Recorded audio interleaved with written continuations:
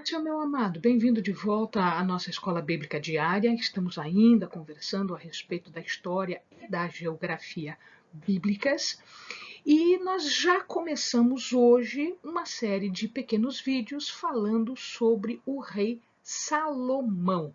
Então a gente falou do Reino Unido, a gente já falou de Saul, que foi o primeiro rei, nós falamos de Davi e hoje nós vamos iniciar então Salomão. Então pega a sua Bíblia, pega o seu caderno de estudos, ora ao Senhor, pede a Ele discernimento, entendimento, conhecimento, sabedoria, pede a Ele proteção para que nós possamos desvendar dos seus mistérios. Vamos lá então? A primeira parte do que nós vamos falar sobre Salomão é a sua unção, é a sabedoria que ele pede e que Deus lhe concede. Então vejamos lá.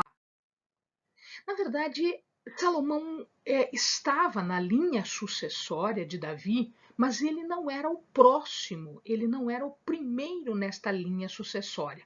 Na verdade, quem estava na vez de ser o sucessor natural, por ser o filho mais velho, era Adonias.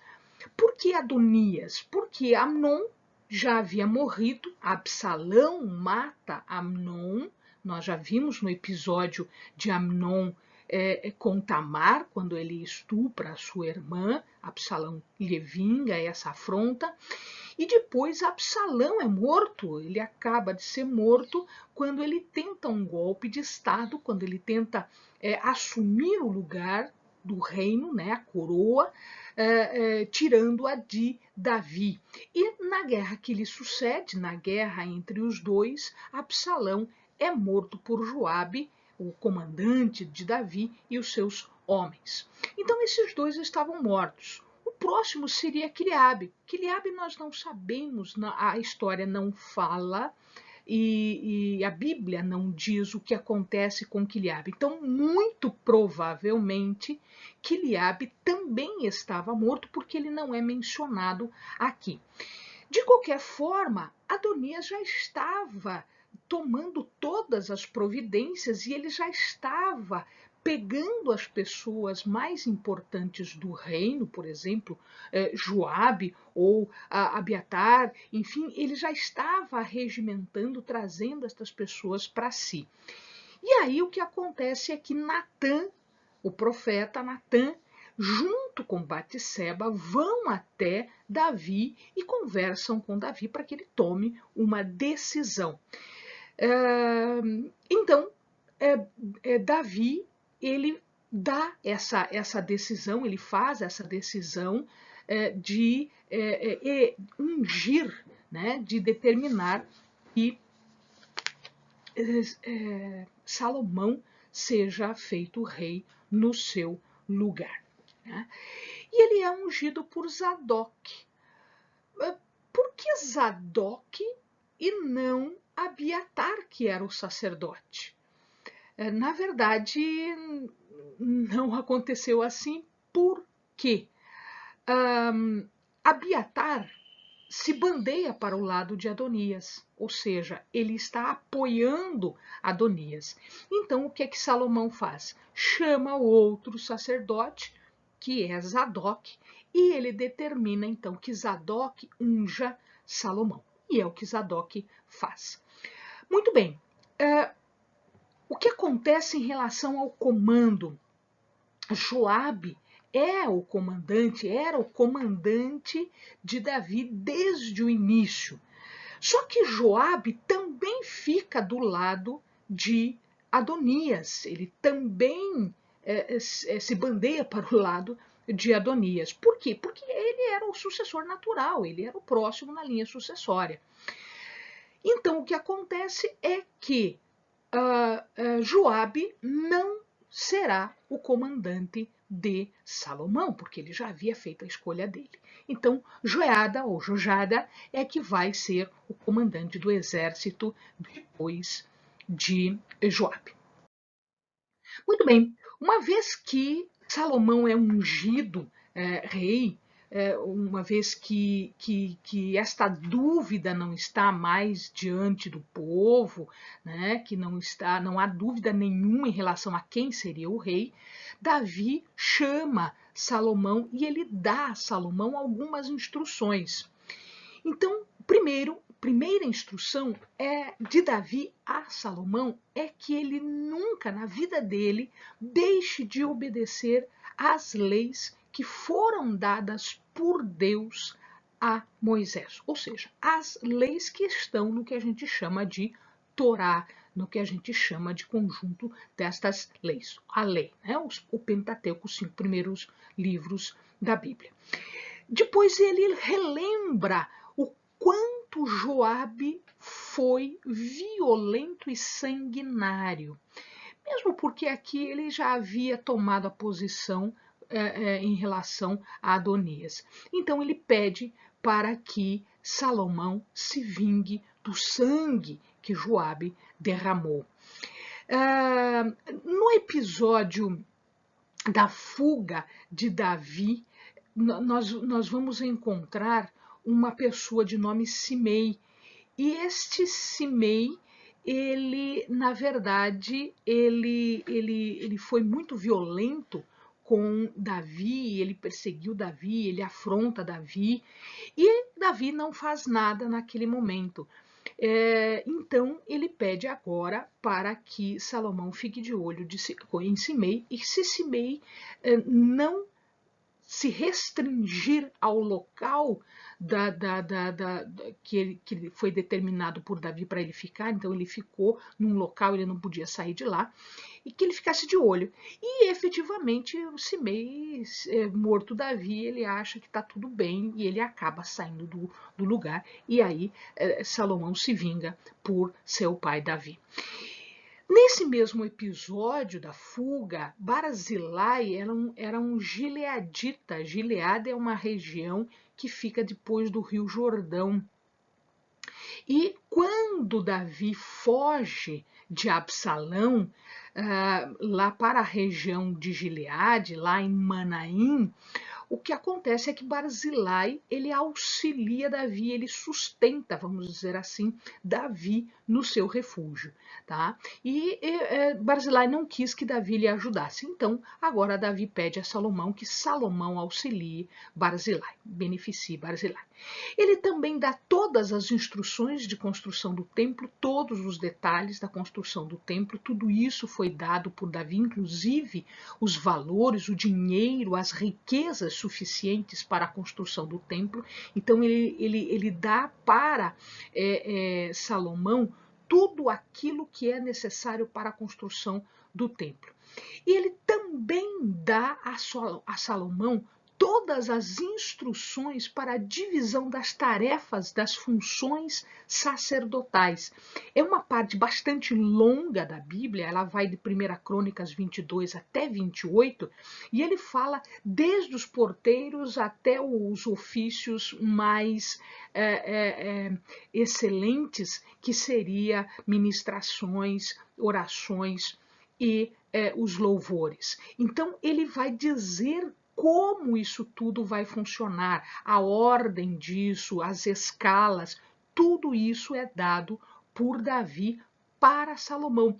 E isso efetivamente vai acontecer. Até o tempo de Jesus isso acontecia, né? Então existia toda essa estruturação do templo e da função sacerdotal foi criada por Davi.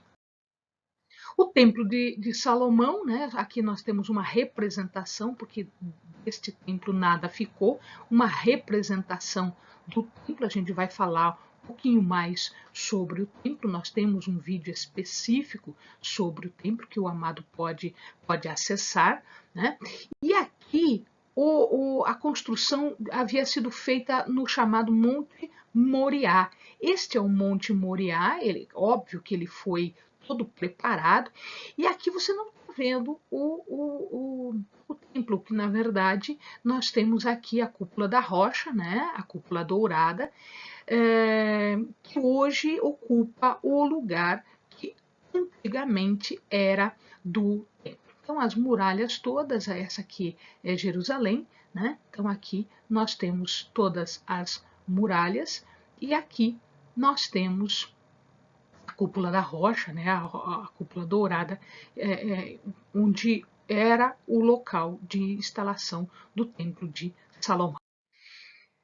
Bom, Salomão, a primeira providência dele é, na verdade, fazer tudo aquilo que Davi, seu pai, lhe indicou. Então, o que acontece? Joabe é morto, Simei é morto, Adonias é morto, apesar de que Davi não pede isso, mas na verdade o que acontece, Adonias ainda provoca Salomão pedindo a concubina de Davi. Isso era uma afronta, né? Isso para as leis, né? Ele queria se casar com uma concubina de Davi, com uma esposa de Davi. Então isso foi uma afronta, né? Na verdade, aqui nós podemos interpretar isso como ele querendo o trono, né? Então ele mata Adonias também. Abiatar não é morto, mas Abiatar ele é mandado para Anatote e ele acaba morrendo depois por causas naturais lá em Anatote, né? E ele, depois de fazer isso tudo, na verdade as primeiras providências dele foram sanguinárias. Foi derramamento de sangue, né? Porque muitas pessoas, 3 pessoas, foram mortas nesse processo inicial, né? Mas num determinado momento, Salomão se dá conta da grande tarefa que ele tem pela frente.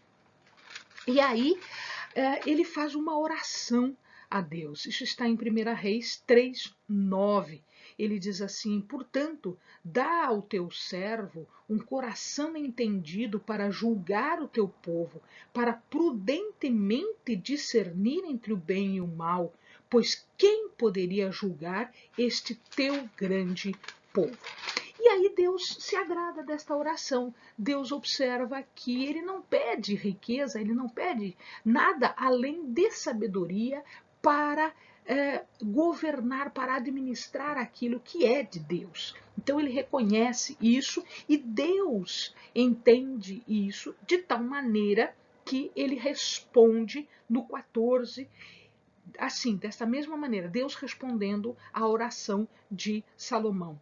E se andares nos meus caminhos e guardares os meus estatutos e mandamentos, como andou Davi, teu pai, eu prolongarei os teus dias. Então ele responde: você não pediu riqueza nem glória, então eu vou te dar tudo isso. E de fato, no 29, é um fecho disso tudo e é o que a história mostra para nós. Deus deu a Salomão sabedoria e muitíssimo entendimento e larga inteligência como a areia que está na praia do mar. Ou seja, Deus dá então a Salomão aquilo que ele pede, sabedoria, mas numa proporção muito maior do que Salomão havia pedido. E além disso, Deus dá muito mais. Deus dá riqueza, Deus dá honraria e Deus dá vida longa. Isso nós vamos ver em toda a história de Salomão. Pessoas vinham de muito longe honrar e beber da sabedoria de Salomão. E Salomão tem aí uma vida, claro, não é tão longa quanto os seus antecessores, mas é uma vida longa para os padrões daquela época.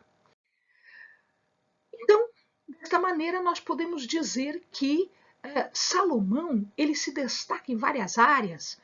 Né? Ele foi poeta, ele escreveu provérbios, ele escreveu cânticos, ele foi profeta, ele era zoologista, ele tinha conhecimento dos animais, ele era botânico, tinha conhecimento dos vegetais, ele era astrônomo, então as coisas, os astros não lhe escondiam segredos, e ele foi filósofo. Em outras palavras, ele era um sábio e as pessoas vinham né, perguntar coisas para ele. Ele reina durante 40 anos, esta é isso que a Bíblia está nos dizendo. E no seu reinado, durante esses 40 anos, houve paz e prosperidade. A gente vai ver num vídeo posterior, né? Então, a maioria do tempo houve essa paz, essa prosperidade. Foram poucas as guerras, foram poucas as disputas, como, por exemplo, com Haddad. Haddad era o governador idumeu, lá no sul, lá nos Edomitas, próximo, né, já indo em direção ao Egito. Também houve alguma intriga, alguma briga com Rezon. Rezon era governador agora da Arameia, ele era arameu, então lá do norte, lá em direção à Mesopotâmia, em direção à Babilônia. Esse arameu, depois, ele recebe uma outra denominação, né? A gente fica sabendo disso, a Bíblia fala como se o nome muda para Síria. Então, arameu, e depois passa a se chamar, aquela região passa a se chamar Síria. E Jeroboão, que foi interno, né? Jeroboão, ele era um dos servos de Salomão, e aí houve uma discussão, né? E Jeroboão, depois da morte de Salomão, é o responsável aqui, é a figura principal, ele, o filho de Salomão, Roboão, né? Jeroboão e Roboão, eles acabam dividindo o reino. Então, Salomão é o último rei do Reino Unido de Israel. E isso porque Salomão foi bastante cabeça dura em relação a impostos e construções bastante luxuosas que nós vamos ver em seguida. Amém, amados? Bons estudos.